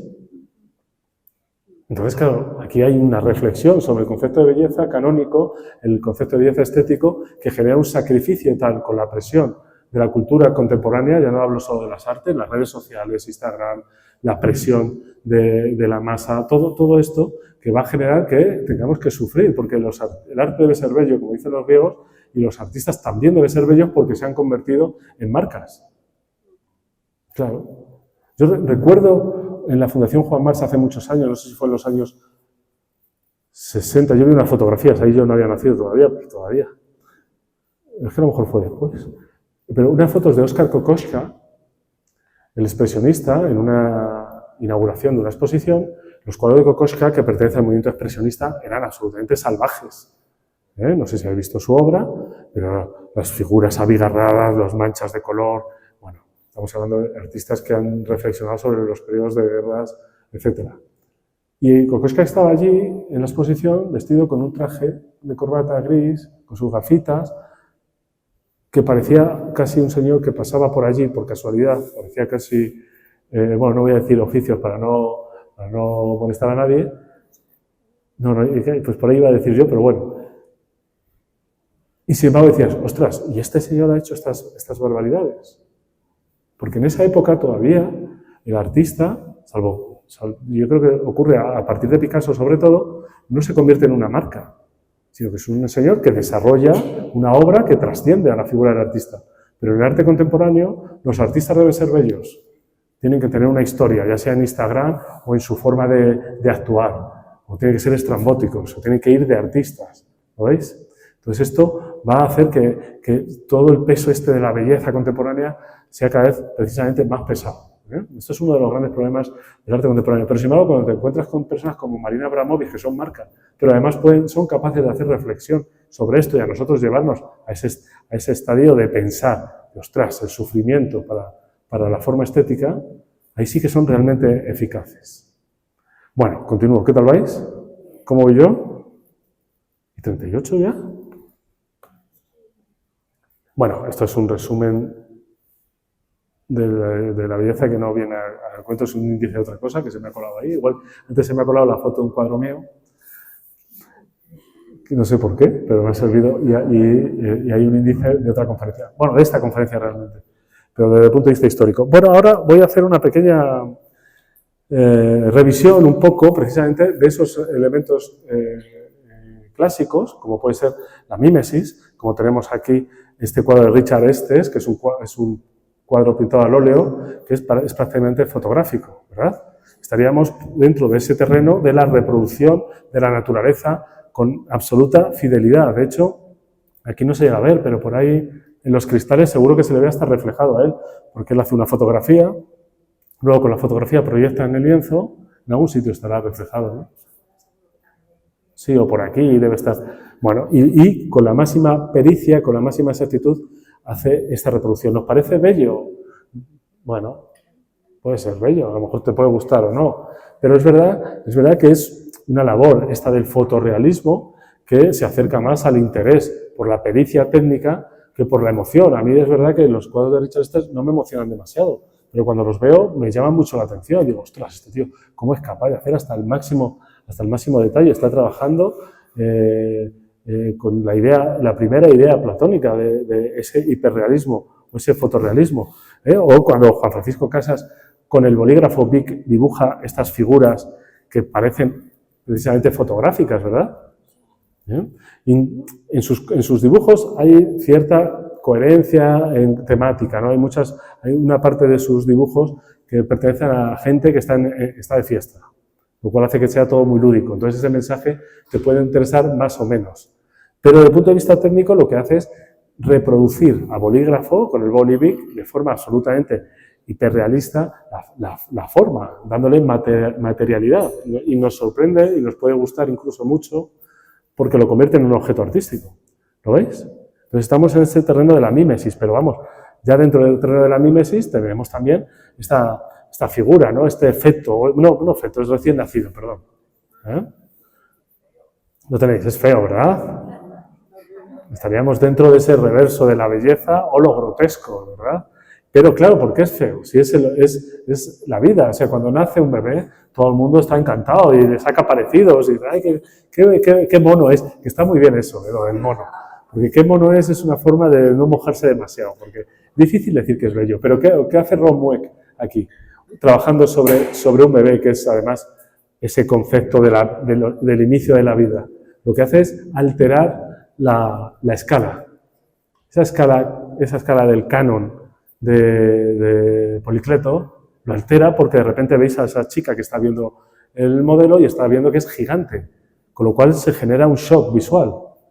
Quizá no estemos en el terreno de la belleza, pero sí que estamos en el terreno de la admiración, porque es que si veis la pieza está reproducido hasta las manchas de sangre del recién nacido. ¿Lo veis? A diferencia de la idealización que hace un bebé Antonio López, porque de repente Antonio López retrata a sus nietos, no sé si es nieto o nieta, no me acuerdo ahora. Sí, creo que son chicas, ¿no? De una forma totémica también, enorme, con este bronce que es una lástima en las condiciones que está ahora mismo. No sé si habéis pasado por Atocha, pero está descuidadísimo, de porquería. Casi lo de menos son las pintadas. Tú sabes, la parte inferior del pedestal, como no tiene pedestal además, bueno, está llena de porquerías. Yo supongo que de vez en cuando limpiarán, pero es un abandono increíble. Pero bueno, pero fijaos que ese efecto del niño recién nacido o de lo infantil también se pierde por la escala. Es muy grande y encima él hace dos esculturas, una con los ojos abiertos y otra con los ojos cerrados, que se llaman La noche y el día, ¿verdad? Uno durmiendo y otro despierto. Pero aquí hay casi hasta una perplejidad. Yo cuando veo la pieza de Antonio López tengo que reconocer que sufro un poco por ese niño. Porque a veces tengo la sensación que está atrapado en la propia escultura. Con las cejas ahí abiertas, los ojos, está un poco asustado, perplejo ante lo que le viene. Pero claro, en ese formato tan grande, como pasa con Ron Mueck, se genera un shock visual. Este está más dulcificado, pero es más griego, está más idealizado en las formas y el otro es absolutamente natural. Y por otra parte, Sorolla, aquí estamos más cerca de la belleza, estamos más cerca de lo amable. Aquí tenemos un bebé, pero aquí sí que tenemos el resultado, como hace Ron Mueck, del nacimiento, pero ya tenemos ahí a Clotilde con... el cuadro se llama Madre, es que no recuerdo si es Joaquín, el hijo mayor, o es una de las hijas. El modelo, Joaquinito, vamos a llamarle. Bueno, pues tenemos aquí a Clotilde que acaba de dar a luz. Y aparece esa escena absolutamente natural, pero al mismo tiempo con una cierta poesía y una cierta simbología natural, que es coger y poner el color cálido en el bebé y el color frío, azulón, en la madre, que está cansada de lo que acaba de pasar, y sin embargo el comienzo de ese ciclo de la vida que es absolutamente fuego. Pues fijaos cómo con estos cuatro o tres formas de utilizar el mismo tema, nosotros vamos a recibir diferentes tipos de belleza. O a lo mejor solo hay una que sea bella. Eso va a depender de cada uno. Bueno, antes hablaba de la mímesis fantástica, y ahí tenéis un centauro, ¿lo veis? Como esta generación de dos figuras reales que se mezclan en una sola, como pasa aquí, a Platón le molestaba mucho porque le parecía que era un monstruo, que no podía ser algo bello, por lo tanto no podía estar destinado a la belleza. Pero claro, ¿dónde vamos a ver más esta experiencia real de elementos mezclados? Pues en el mundo de los sueños. Y entonces en el mundo de los sueños el concepto de belleza se distorsiona por completo, porque lo que hay es una perturbación. De repente vemos este juego tan gracioso de René Magritte, donde hay una ¿qué sale de una zanahoria y una botella? Pues este objeto tan extraño, ¿lo veis? Entonces entra dentro de lo cómico, de lo histriónico, de lo grotesco. O, por ejemplo, esta mujer pez, ¿no? Que es como un centauro también, pero marino. Con lo cual nos va a generar también una... Exactamente. Entonces, si hablamos de la sirena, nos parece bella, tiene un halo de romanticismo, pero si hablamos de este objeto fantástico, es perturbador, ¿verdad? Porque además no sabemos quién atrapa a quién ahí, uno de los dos, ¿no? Esto lo va a utilizar mucho, por supuesto, Odilon Redon, con estas arañas humanas que esta araña llorona que tenéis aquí, que dibuja Odilon Redon, donde va a hacer esa mímesis fantástica, o por supuesto Dalí. donde la distorsión, veis estos elefantes con esas patas de insecto gigante, imposible, pero tratado desde un punto de vista fotorrealista, es decir, con el claroscuro suficiente, con el cromatismo suficiente para que parezca veraz. No es verdad, pero intenta que sea veraz, porque en los sueños nos pasa eso, los vivimos como si fuesen reales. Y luego cuando los cuentas, dices, ostras, pero ¿qué estoy contando? ¿Cómo? Y eso sí te acuerdas, claro, porque poco a poco te vas olvidando. Pero esa experiencia es la que van a buscar estos artistas propios del surrealismo. Es decir, que el artista tiene la capacidad de distorsionar y deformar la realidad y generar escenarios que pueden parecer veraces. ¿Cómo le va a ocurrir a este gran pintor cubista que tenéis aquí? Que es Jean-Dominique Ingres. Voy a españolizarlo. Ingres. ¿Por qué digo lo de cubista? Porque tenemos aquí una odalisca que está basada absolutamente en la pintura posrenacentista barroca de las figuras, pues como tenemos aquí de Velázquez, de la Venus de Tiziano, etcétera, etcétera. Bueno, pues él va a trabajar sobre esa clave y lo que va a hacer es hacerla absolutamente elegante. Fijaos esa espalda, esa curvatura que tiene en la espalda, que me recuerda un poco a Botticelli cuando hace el contraposto, porque exagera un poco la postura, la colocación de los hombros. Fijaos que es muy curioso, porque le veo la cara, le veo el pecho, le veo la espalda. No le veo el culo porque el artista no ha querido, pero si no se lo vería. Por eso digo lo del cubismo. Entonces, distorsiona a la figura, la da la vuelta para conseguir que el espectador tenga varios puntos de vista diferentes desde un punto de vista fijo, que además es un efecto temporal. Esto es un ejercicio de cubismo y Picasso lo sabe. Por eso Picasso tiene a Ingres como uno de sus referentes en el dibujo. De hecho, cuando se estudia este cuadro, los expertos en anatomía, los médicos expertos en anatomía y en traumatología, descubren que tiene 2 vértebras más que un ser humano natural, porque necesita más longitud de la columna para conseguir girarse del todo, que yo le pueda ver la cara, que le pueda ver los 2 hombros, que le pueda ver el pecho, y al mismo tiempo la esté viendo de espaldas. ¿Lo veis? Entonces aquí Ingres es consciente de que su labor es hacer una idealización y además generar algún elemento que parezca veraz. Claro, esto viene, por supuesto, de las pinturas simbólicas de esta Venus de Tiziano, ¿verdad? Donde trabaja sobre un manual de la buena esposa. Es decir, cuando el duque de Urbino le encarga este cuadro de su mujer, lo que está queriendo es 2 elementos. En primer lugar, una pieza erótica, esto está claro. Esto no era para consumir en los museos como lo vemos ahora. Todos los poderosos consumían este tipo de arte y luego le pasaban otro cuadro por encima y ahí se quedaba guardado y cuando le apetecía verlo, pues lo destapaban. Eso por un lado. Y por otro lado, le está dando pistas a su futura mujer de cómo tiene que ser su labor. Entonces, por supuesto que vas a ser una diosa del Olimpo. ¿Y cuál va a ser tu sitio? Pues el lecho, ¿lo veis? Es el lecho que está con las sábanas ya deshechas. Es decir, esa va a ser una de tus funciones primordiales. Y al mismo tiempo tenemos un perrito ahí, ¿lo veis? Que el perro es el símbolo de la fidelidad. Vas a ser mi amante, vas a ser fiel. Y además va a durar lo que dure, porque tenemos un ramo de flores en donde veis que hay una flor que se ha descolgado ya. ¿La veis por ahí? Es decir, va a durar esta relación el tiempo que dure tu plenitud. Y además, aquí en la parte de atrás, veis que hay una especie de un niño, una niña, mejor dicho, que está cogiendo algo porque tu objetivo además va a ser darme descendencia. Y tenemos esta pieza que lleva unas alfombras, porque además vas a ser responsable de la casa.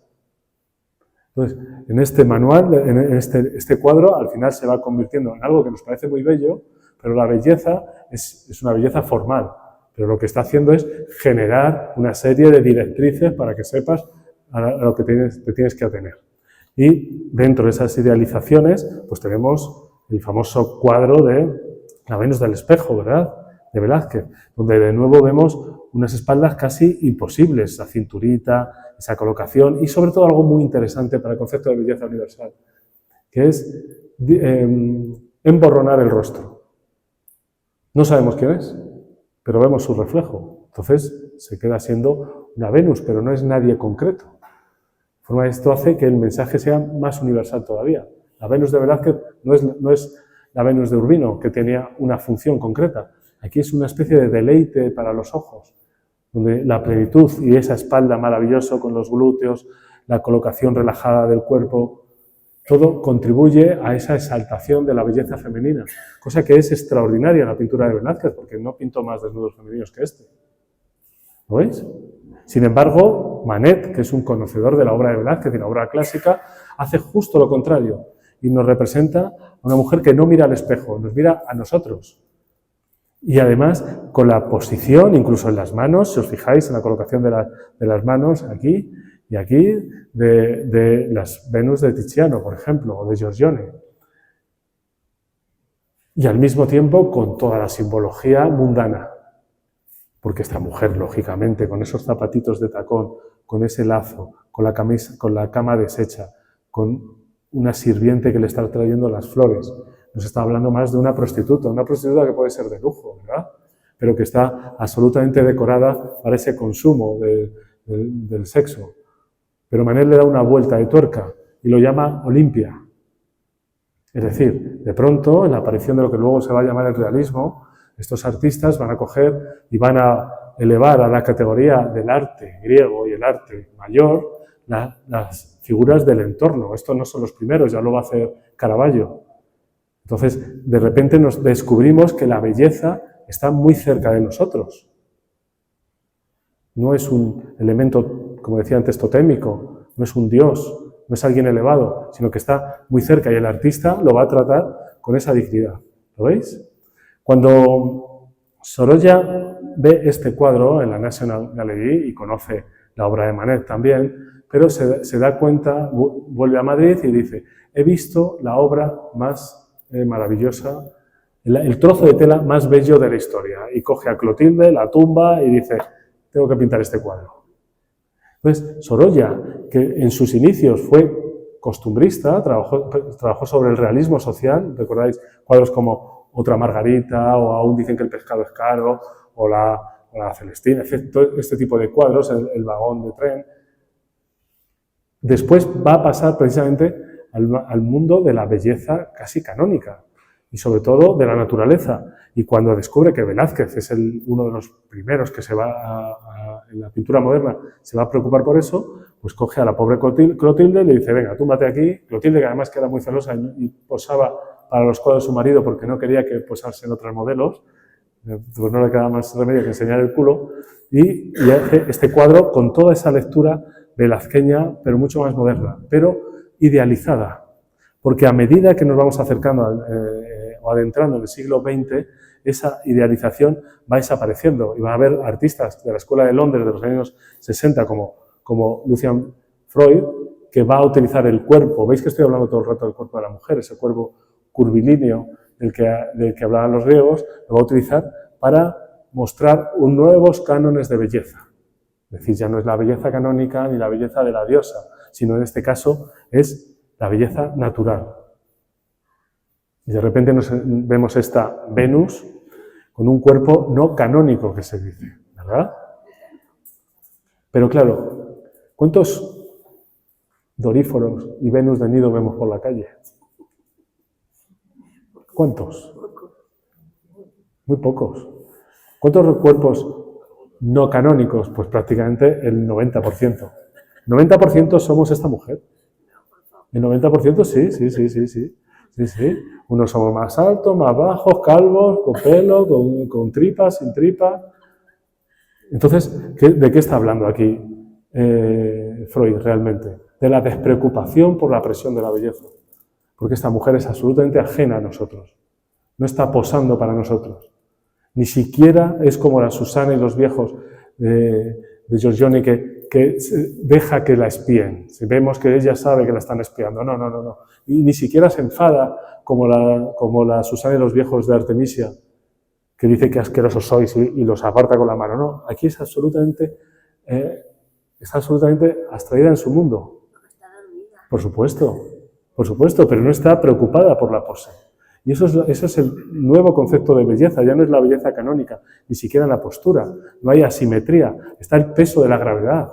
Esta mujer es absolutamente real, esta era una trabajadora social que vivía cerca de donde vivía Lucian Freud y se conocieron en un bar y un día le dijo, oye, ¿quieres subir un día a posar? Y le pintó varios cuadros. Este cuadro se convirtió en uno de los más caros en subasta hace unos 15 o 20 años. Y posa con la absoluta libertad de la persona que no tiene presión por su propio cuerpo. ¿Lo veis? Generando esos elementos que no utilizaba en ese concepto de belleza tan clásico Matisse. Cuando en esta alegría de vivir lo que va a hacer es utilizar esas formas onduladas del Renacimiento, esas especie de Venus de Botticelli, veis ahí todas las curvas que aparecen en este cuadro, que es absolutamente curvo por todos los sitios, salvo la línea del horizonte, el propio horizonte que hay se desvanece un poco hacia la derecha, ¿lo veis? Por influencia del sol. Hay rojos, azules, rosas, hay abrazos, hay besos, está todo redondeado. Gertrude Stein, cuando ve este cuadro y sus amigos aplauden a Matisse porque ha cambiado el pulso de la belleza canónica y se van a ir a otro estadio. Picasso es testigo de ese momento. Picasso se enfada, dice, tú eres el último de los grandes maestros, yo soy el primero de los modernos, y Picasso, como contraposición, pinta esta belleza, que por supuesto no es canónica, que son las señoritas de Avignon. Picasso es conocedor de la belleza canónica y lo que hace es irse al reverso de la belleza. Se va a la vamos a llamarlo, fealdad. Va a utilizar referentes medievales, va a utilizar referentes del arte primitivo y va a generar estas señoritas de Avignon que, como pasa en el cuadro de Ingres, no sabemos por qué a veces están de frente y a veces están de espaldas. ¿Lo veis? Se va a saltar las normas de la naturaleza, pero también de la belleza armónica, del color. De repente, estos rostros son absolutamente duros, hieráticos, desagradables. Iba a decir, todo el arte no tiene por qué ser bello, o tenemos que cambiar el concepto de belleza si nos lleva a la reflexión. Y Picasso es un señor que conoce muy bien el concepto de belleza, porque fijaos cómo retrata a Olga Koklova cuando se casa con ella. Sí. Y tiene su primer hijo. La retrata casi con un rostro griego, una Venus. Y cuando al final acaba enfadándose con ella porque no le deja salir y está harto y le tiene desesperado porque, claro, no dejar salir a Picasso tiene sus consecuencias. Entonces, ¿cómo la va a retratar? Como este monstruo. ¿Lo veis? Es el mismo modelo. Entonces, ¿cuál es más bello de los dos? Desde el punto de vista canónico, es este, ¿verdad? Pero, ¿cuál me da más información de cómo era la relación de Picasso con su mujer? Los dos. Porque aquí está encantado de haberla conocido y aquí está totalmente desesperado de haberla conocido. ¿Lo veis? ¿Por qué? Entre otras cosas. Porque además, para recuperarse, se enrolla con otra señora, que es María Teresa Walter, y mira cómo la presenta. La pinta, y lo siento por Picasso si me está oyendo ahora mismo, pero la pinta casi a un estilo matisiano. Utiliza la línea curva. Está pintando la alegría de vivir cuando se enrolla con una chica de 17 años, rubia, nórdica, exuberante, muy catetilla, que no le meten problemas, pero el único problema es que lo tiene que llevar en secreto porque es menor. Aunque eso dura poco porque Picasso y los secretos... De hecho, hay episodios en los que se va al sur de Francia de vacaciones con sus hijos, con Koklova y con María Teresa Walter en el autobús anterior. Todos juntos. O sea, que lo de los secretos. Pero vemos cómo hay esa idealización del cuerpo en función ahora de los subjetivos. Ya no está usando un canon griego, ya no está siendo el hombre de Vitruvio, ese hombre perfecto desde el punto de vista de las matemáticas que aparece en el Renacimiento. Cuando Alberti dice la belleza, el arte se basa en la reproducción de la belleza griega y esto se basa en la armonía, el decoro, la simetría y la composición. Entonces, ¿qué hace Leonardo? Pues el hombre perfecto, el hombre canónico, tiene que estar insertado justo en la pieza fundamental de la geometría básica, que es el cuadrado y el círculo. Este es el hombre perfecto. No vamos a encontrar ninguno por la calle, pero sí en la representación idealizada. Y va a aparecer artistas como Miguel Ángel que dicen, muy bien, Leonardo, tú tienes el hombre perfecto, pero yo necesito al hombre patético. Pero voy a usar tu lenguaje de Grecia, pero me voy a ir a esta representación de cuerpos absolutamente distorsionados, donde incluso, no sé si lo veis por ahí, se llega a autorretratar, ¿lo veis?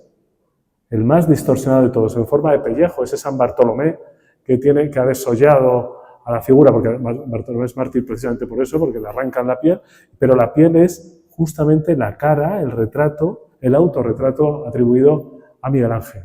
Ese hombre que sufre por no ser perfecto, por no ser bello, por dos motivos. Uno, porque Tomasoni le parte la nariz en la Galería Uffizi cuando tienen 14 años, y luego el tío, que fue un escultor que acabó muriendo en Sevilla, una de las cosas que ponía en su currículum era: yo fui el que le partí la nariz a Miguel Ángel, con lo cual esto a Miguel Ángel le va a perturbar bastante, de tener esa nariz aplastada, no va a poder ser bello. Y por otro lado, por el efecto de las formas canónicas que aparecen. ¿Lo veis? Cómo va a utilizar esas formas y las va a distorsionar de forma patética, porque él va a sufrir en sus carnes el hecho de ser homosexual. Como le pasa a Bacon, es decir, el hecho de sentirse alguien que está pecando absolutamente. Tiene un autorretrato en un boceto de la Capilla Sixtina donde aparece su cara de perfil y la cabeza se convierte en un pene. Y él eso lo sufre, tiene esa egodistonía, ese sufrimiento. Y eso va a aparecer en esa representación. De tal forma que en esta época renacentista, un señor que se llamaba Leon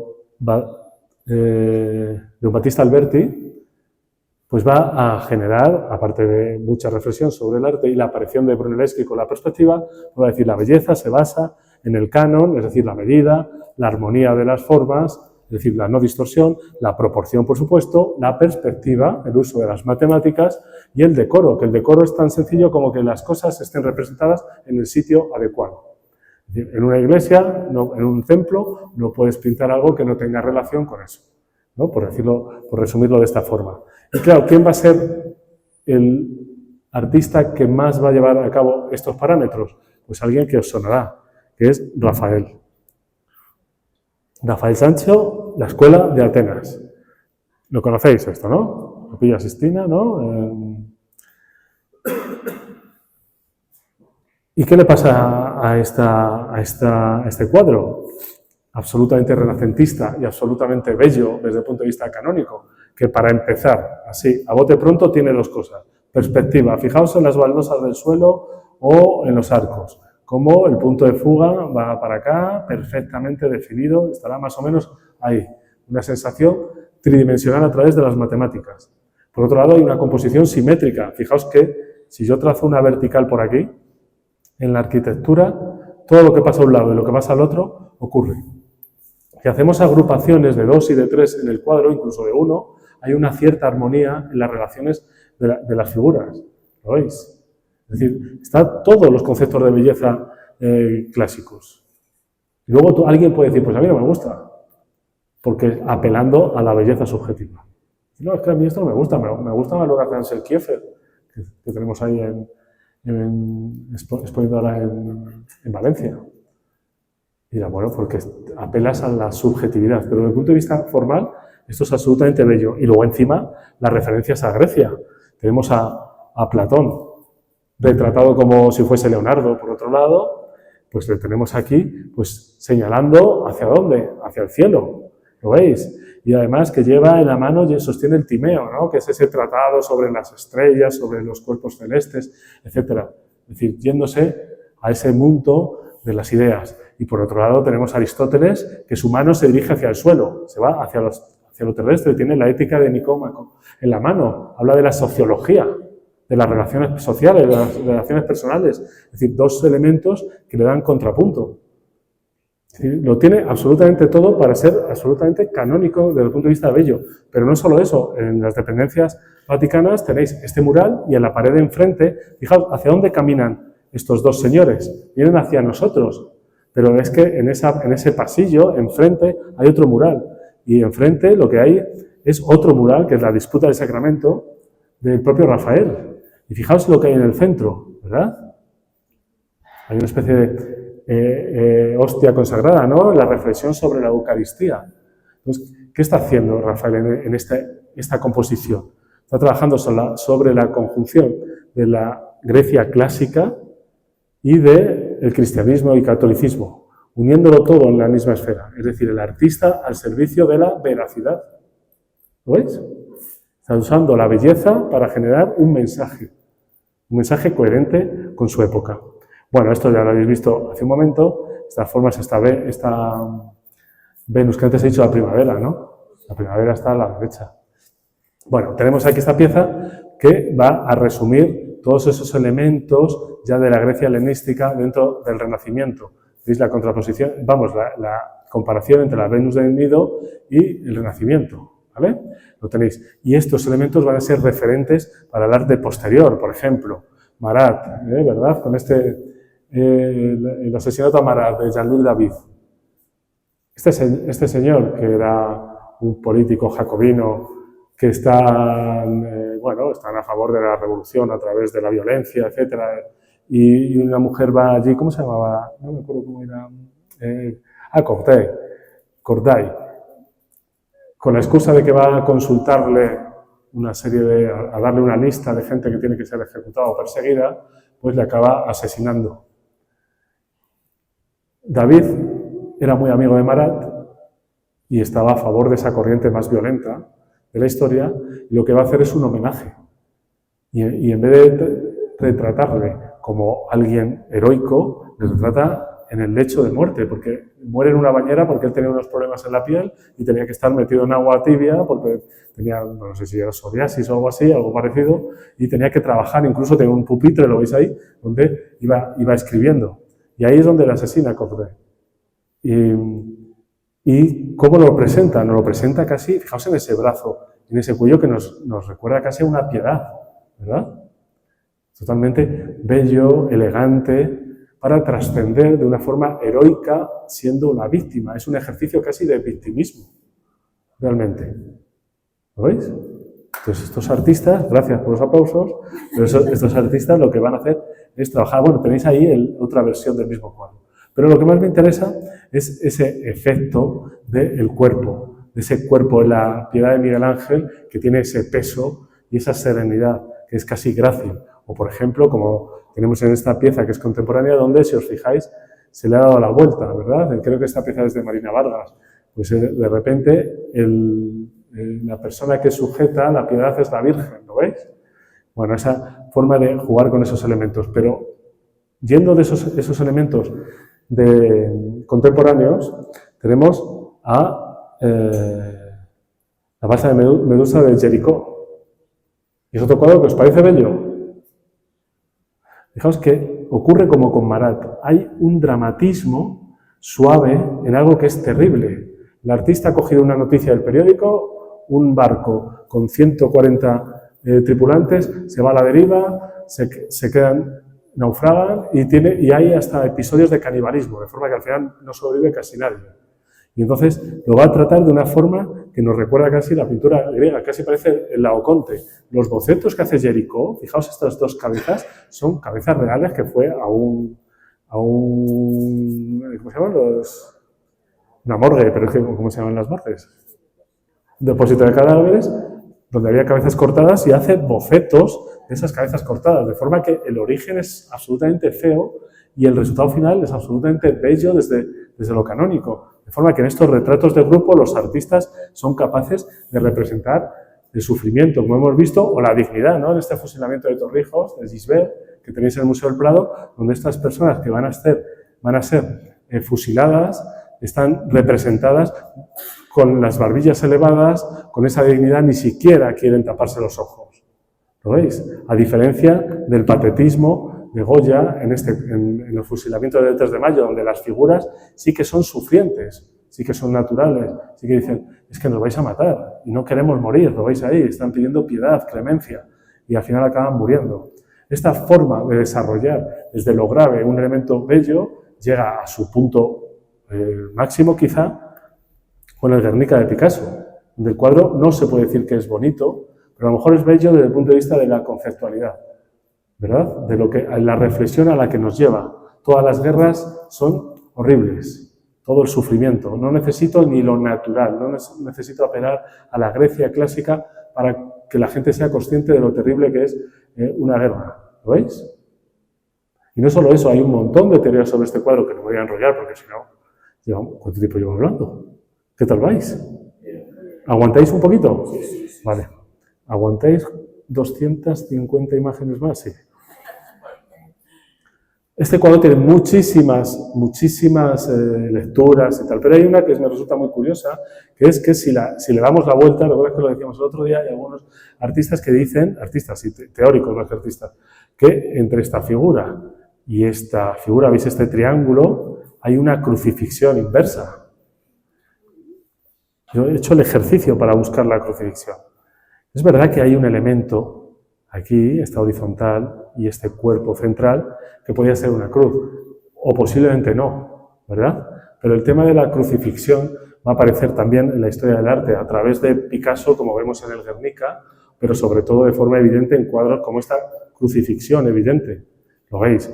Ahí, con esa distorsión, en esta época en la que estaba sufriendo a Olga Koklova, y aparece esa crucifixión con esa Nicodemo que está subiendo las escaleras, esta figura donde las heridas de la llaga se van a producir a través de un mordisco, este sufrimiento que tiene mucho que ver también con el Cristo amarillo de Gauguin.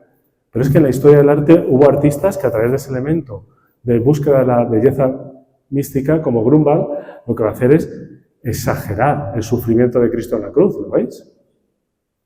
Entonces lo exagera a través de esa representación de la distorsión del cuello. Fijaos ese abdomen, los dedos que están absolutamente distorsionados. Es decir, es un ejercicio de expresionismo en el Renacimiento alemán. O sea, es impresionante este cuadro, cómo se busca esa descripción. Fijaos en las figuras, cómo sufren. Ese sufrimiento que Rembrandt se lleva casi hasta una lectura casi también de crucifixión en este buey desollado, donde las heridas se hacen evidentes. El sufrimiento del buey que nos vamos a comer, que a lo mejor no sufre tanto como Cristo, pero sí que tiene las vísceras fuera, sí que está sufriendo, ¿verdad? Y está representado de una forma animal, de una forma visceral. Sin embargo, Velázquez dice, no, perdona, la representación de Cristo en la cruz tiene que ser griega, tiene que ser bella. Y hay una herida, pero es una herida que da gusto verla. Es una herida que ahora mismo me estoy acordando que, por ejemplo, Robert De Niro, creo que es Robert De Niro, o no estoy dudando si es Robert De Niro o es otra película. No sé, en El Cabo del Terror, uno de los tatuajes que tiene es precisamente esta llaga con las 2 gotas, porque esa está bonita. Claro, si nosotros vemos esto o vemos esto, vemos un sufrimiento real. Sin embargo, aquí vemos la aceptación de la belleza absoluta, con este cuerpo apolíneo. Fijaos el contrapuesto de los hombros, la colocación de las caderas, el efecto marmóleo de la piel, totalmente bello, canónico y además impactante en el espectador, con un fondo en negro, donde está la abstracción absoluta, abstracción que consigue Ron Mueck, con este Cristo, ¿verdad? Que se llama A la deriva. Esto es una escultura de formato no muy grande, lo cual es muy chocante, de forma hiperrealista, que se coloca que es un señor que está en la piscina, con su bañador, aquí se ve pequeñito, tenía que haber puesto más grande, pero con su bañador, con sus gafas de marca, con su reloj Rolex, rozando el agua, descansando totalmente. Esa es la figura de anhelo en la que se ha convertido el mundo contemporáneo, según Ron Mueck. Entonces, ahora, ¿a quién adoramos? Por eso no le pone tumbado a la escultura, la pone colgada, porque esos son los nuevos Cristos, los tótem económicos. Entonces, claro, si comparamos Cristos con Cristos, también nos podemos ir al ámbito de los sueños, donde Dalí nos presenta el famoso Cristo de Dalí por encima de todas las cosas. ¿Lo veis? En esa mirada cenital, ese plano picadísimo, donde vemos que lo terrenal está aquí abajo, con una barca que a lo mejor es Caronte decidiendo cosas, pero quien realmente está sufriendo por nosotros y decidiéndolo todo de manera hiperrealista en cuanto al claroscuro, pero surrealista en cuanto a la composición, está elevándose por encima.